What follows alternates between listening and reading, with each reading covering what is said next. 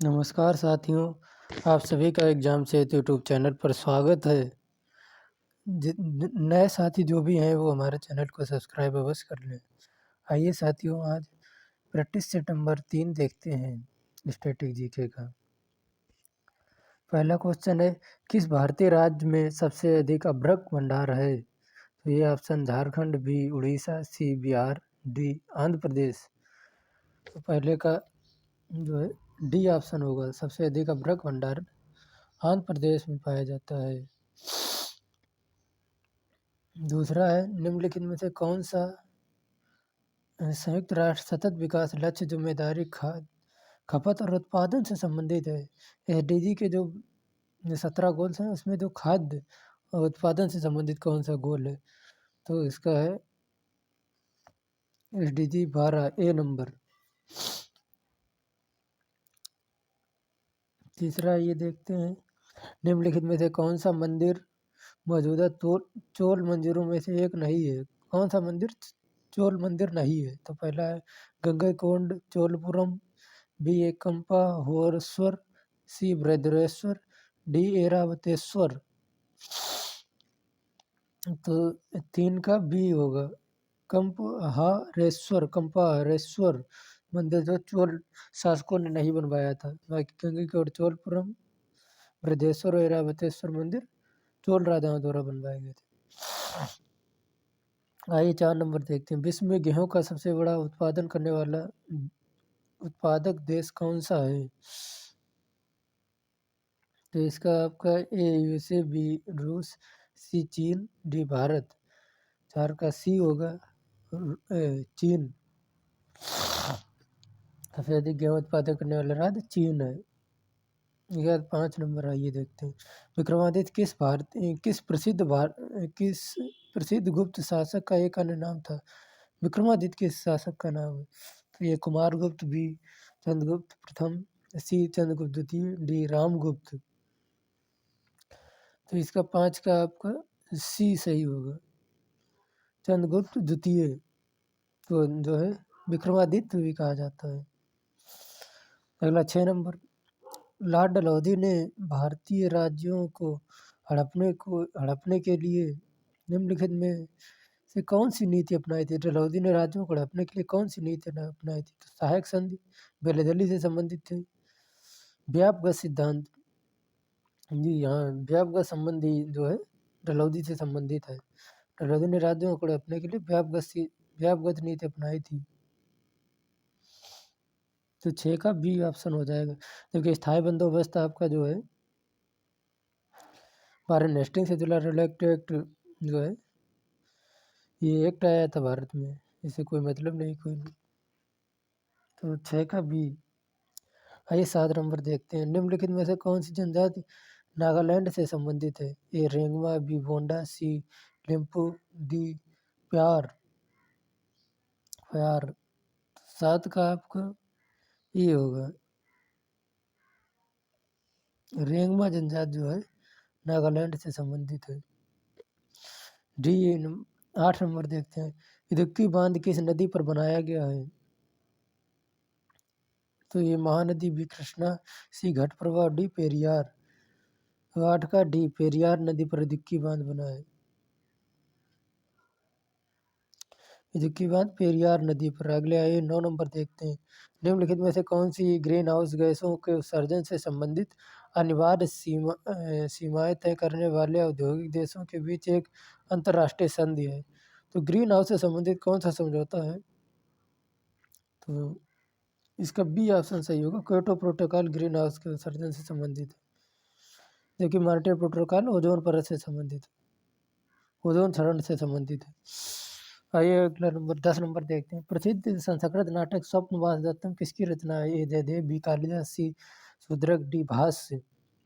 तो 10 का डी होगा, भास की स्वप्नवास दत्तम भास की रचना है।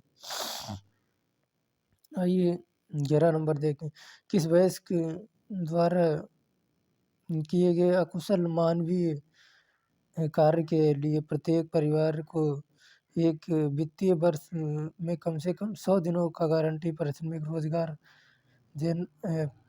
रोजगार प्रदान करना भारत सरकार के किस प्रमुख कार्यक्रम का उद्देश्य है, तो ये आप सबको पता है जो है मनरेगा 100 दिन के कार्य की गारंटी देता है मनरेगा। अगला नंबर आइए देखते हैं, भारत की कोर सेक्टर इंडस्ट्री में निम्नलिखित में कौन सा शामिल नहीं है? कच्चा तेल, उर्वरक, चीनी, सीमेंट।